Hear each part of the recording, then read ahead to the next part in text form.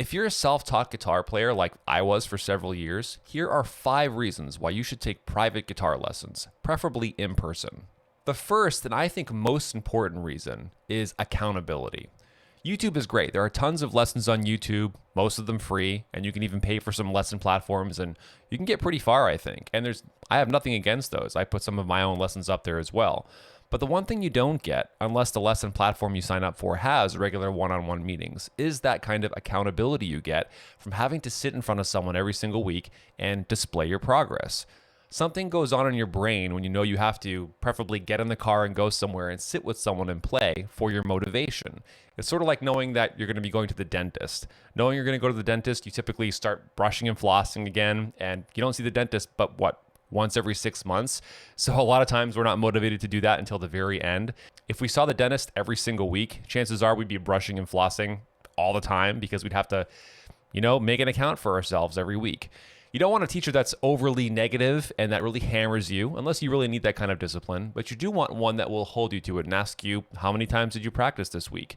Let's go over that thing that we talked about last week and see how it's coming along. That really does wonders for your progress. And again, it doesn't have to be this guilt-ridden thing, but just having someone push you, having someone ask you, call it to mind, and knowing that you have to go there makes a big difference for your progress. The second reason you should take private guitar lessons is because it gives you the ability to ask questions. And if you're like me, before I took guitar lessons, you had a million questions. I remember being completely baffled by modes and trying to, in the late 90s, go on the internet and look up what modes were. Now, there are a lot more lessons available and a lot more information on the internet now than there was in the late 90s and early 2000s.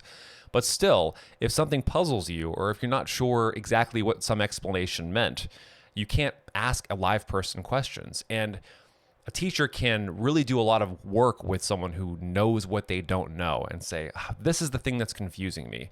As someone who makes videos, I can never really tell what's going to confuse someone, what needs re-explanation, what questions might arise when I teach something, what natural questions arise. I can kind of predict some of it because I teach private lessons, and I can kind of get in the mindset of someone who's learning this for the first time, but there are limitations there. I'm kind of being predictive and making an educated guess. But if I have the person right there, I can ask them, what questions do you have based on what I just taught? Is everything clear? Maybe it's clear, but it raises a further question and you're just curious about something and you want to drill down on it. Well, private guitar lessons can make that possible. Taking private lessons gives you someone who has that wealth of knowledge and experience to be able to give you targeted answers to your specific questions.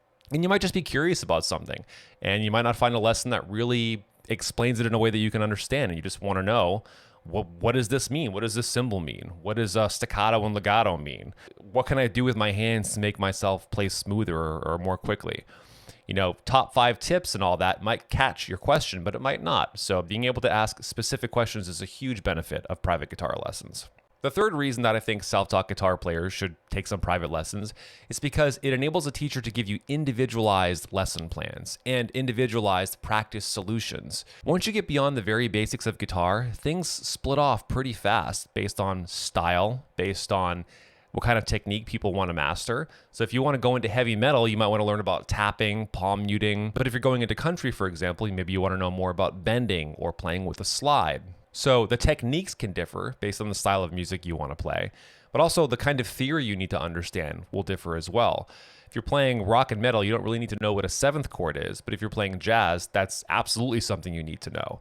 So you can have an individualized lesson plan given to you based on your particular musical interests and maybe based on what you're struggling with. And this is where the practice solution thing comes in. Everyone approaches the instrument a little bit differently, and their quirks or the hurdles they have to get over, both in terms of understanding and in terms of just the physical act of playing, are a little bit different. So maybe you want to master this specific lick in this specific song, and it requires you to change strings a certain way, or to combine alternate picking and legato, hammer-ons and pull-offs in a certain way. And you've never really played anything that really sort of flexes and stresses those muscles or develops those skills. Well, a private guitar teacher can make up exercises on the spot for you to fill out that section of your technique that needs some work. So just being able to have individualized lesson plans based on your interests and the kind of music you want to play, and individualized practice solutions can really target your practice times. You're not just learning general things that, you might use down the road, but you're learning the specific things for the kind of music you want to play. Now, don't get me wrong, there are general skills all guitar players need to know, but once you get beyond that, things can become pretty specialized, and it's really helpful to have an individualized lesson plan, as well as individualized practice solutions to get you over those specific hurdles that you might have. The fourth reason to take private guitar lessons is to have someone to jam with, someone to play with. You might already have this if you've joined a band, which, by the way, I absolutely recommend if you start an instrument, especially an instrument like a jamming instrument like the guitar or the bass.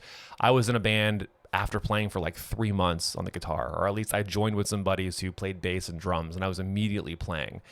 Playing with someone else does wonders for your ability to play in time, to listen to yourself play in the context of a band, and so much more. I mean, I learned a lot from my buddies too, but this is before I took guitar lessons in high school. Just sharing information, just that kind of synergy that happens. It's just, your playing just accelerates if you play with somebody else. But if you can't form a band and you don't have anyone around you can jam with, which is pretty common, I know a lot of students who are dying to play with someone, but they have no one to play with. They can at least jam with your teacher. Your teacher can play rhythm while you play lead. You guys can harmonize with each other.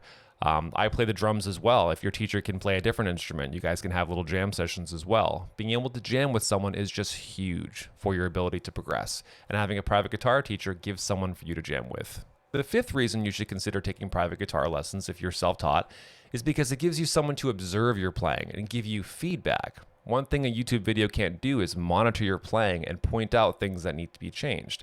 Things that you might not know you're doing. There probably are a lot of those sorts of things. I mean, there definitely was when I was playing. I had no idea I was doing certain things. And later on, I was like, oh, wow, I didn't realize that I developed this technique. And I had no one there early on to say, that's probably not the best way to do it. Now, some teachers are overly prescriptive about the way they tell you how to play, and they really are trying to make you play too much like they play. I try not to do that. Good teachers try not to do that. I try to be a good teacher. But there are still limits here, and there are boundaries of what is generally good technique, what is generally ergonomic, and what isn't.